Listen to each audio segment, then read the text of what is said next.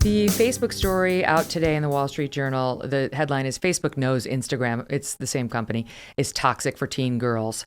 For the past 3 years, Facebook has been conducting studies into how its photo sharing app, Insta, affects its millions of young users. About 22 million teens log on to Instagram in the US every day. 5 million teens log on to Facebook. And they say that they've been doing a study internally, they're researchers, and they found Instagram is harmful for a sizable percentage of these teens, especially the girls. 32% of teen girls said when they feel bad about their bodies, Instagram brought them there. Comparisons on Instagram can change how young women view and describe themselves. They make body images worse for 1 in 3 teen girls. That's their own conclusion. Make body images worse for 1 in 3. And that they're actually blaming the teens recognize it's to blame for the increase in anxiety, depression. Among teens reporting suicidal thoughts, 13% of British teens said, and 6% of American users said the desire to kill themselves was rooted to Instagram. I mean, it's bad. Yeah, it's just frightening. And if you talk to, I'm involved in this wonderful nonprofit called JED, which is committed to teen mental health. And a lot of times, unfortunately, your kid is suffering alone. You don't know they're suffering, and they're ashamed, and they go into the room and on their phone, and they end up making one false move, or for whatever reason they feel bad about themselves, or the mob seizes on them, and it ends up in a level of emotional anxiety in a time when kids are facing increased anxiety from a variety of different factors. What's most disturbing here is that Facebook knew about this, and they decided to, the Facebook's innovation is how to overrun government to ignore these concerns, rather than saying, how do we address this? What changes can we make? What incentives could we put in place to really try and counteract some of these negative externalities? The majority of their efforts are around not making Instagram a healthier thing. And there's some very good things about Instagram. It's about delay and obfuscation. And so just as the cigarette companies were lobbying companies sitting on top of a consumer products company, Facebook has really become an organization of delay and obfuscation and government overrun, such that they can ignore these types of issues. And this just takes it to a new level. I mean, it's one thing, like I said, you have kids, I have kids. You have your world of work, you have your world of friends, you have your world of fun. When something comes off the tracks with one of your kids, the entire universe distills down to that kid. And the thought that this one company doesn't have this sort of empathy or concern for our children, it's just continued evidence that this company is bad for the Commonwealth, and is kind of part of what I would call the head of the class of a menace economy that is arbitraging depression, circumventing minimum wage laws. It's just, more than anything, Megyn, it's just really disappointing. Mm-hmm. Head of a class of a menace economy. Yes. I'm dealing with this right now to some extent because I have 3 kids, as you point out. I'm a mom. Boy, girl, boy, almost 12, 10, and 8. And my almost 12-year-old turns 12 in about 2 weeks.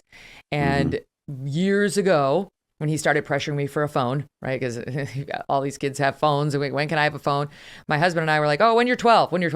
And then we learned more, we listened more, and we were like, there's no way he's getting a phone when he turns 12. He's not getting it. Maybe a flip phone for emergencies where he can just dial us. That's it. And now, kids remember. And he's like, guess what I want for my 12th birthday? And I had to say, you're not getting one. And he said, all my friends have one. They all have iPhones. Can I please have an iPhone? And I'm like, you can't have it. I don't know what to tell you, honey, but Dad and I have done more research and you're not getting it.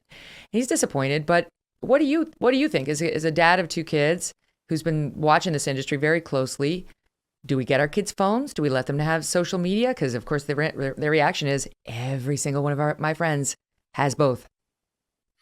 It's a really tough call. And the people who take a purist argument and say no screens until they're 16 and no iPhone, that means they don't have kids.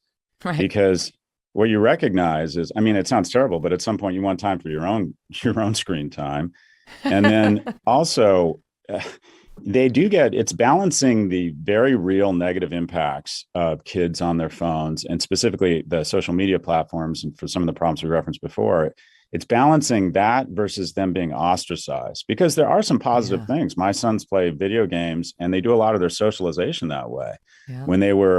When we were remote this summer and they couldn't be with their friends, one way they caught up with their friends was on video games. And I think actually some of that's healthy. And I would argue that video games, and there's research to show this, aren't as damaging on the psyche or psychological well-being of kids. We're struggling with this as well. What we're trying to do is we demand their passwords and we demand to see their activity. So we're never surprised about stuff. And we try to give them some license, even when stuff's a little bit off color, if you will. And we're also just putting a certain time limit on it. And we take their phones from them. We give them their phones for, I think it's 1 hour at night during the weekdays and 2 hours in the mornings on weekends. And then we take them back. But if you're looking for someone who's figured it out, you'll hear the arguments at our house that just prove we have not figured this out. I think every parent is struggling with this. Well, I should say he has an iPad, but he can only use that when we're there, and he does games occasionally, and he had to use it for remote schooling. But social media is what we're trying to avoid, and YouTube rabbit holes, right? I mean, we've done enough research on what that does, and to young girls too, what that does in pulling you into just dark places that if I'm there, that's one thing. It's quite another to have it in your pocket all day long when you're that young. And to your point earlier, the Snapchat, that's the thing that shows you where all your friends are, Snapchat. So you can see where all your friends are. And like you just said, now you can see, oh, where's Jane? Oh, where's Donna? Oh, where's Mary? Oh, they're all right here together and no one's responding to my calls or my texts. And I've been ignored. I've been excluded. It hurts.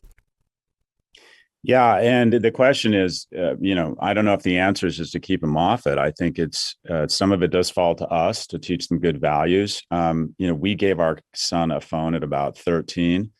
And we've demanded that he's kind and that he not take bait when people slight him, and we review his social, but we do give him his phone and just the utility of it. I mean, if you want your kid to have any freedom, and I was always worried that we were not letting our kid out of the house enough.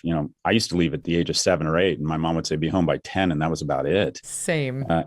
And now, kids we practically have them in armored cars, it feels like. So I think giving them their phones so they can walk we call it the Avenue down by Atlantic Avenue in Delray Beach. I think that's liberating, and it's good for them to have independence. It's good for them to walk home in the dark every once in a while and get a little bit scared. And, walk by the house with the strange, mean dog. I think some of that is actually good for the kids, but we're absolutely struggling with the notion around when and how. And I do think parents and schools have a role here. We're in a lovely school in Florida, and they basically say you're not allowed to bring your devices, and you can get in trouble for them. And they've said also your activity on social, and I don't know if this will stand up in court, and I'm sure it'll be challenged. Your activity on social, if you bully another kid or do something, then we can take punitive action against you in the school. Mm-hmm. I think everyone's trying to figure this out. This is a tough one, but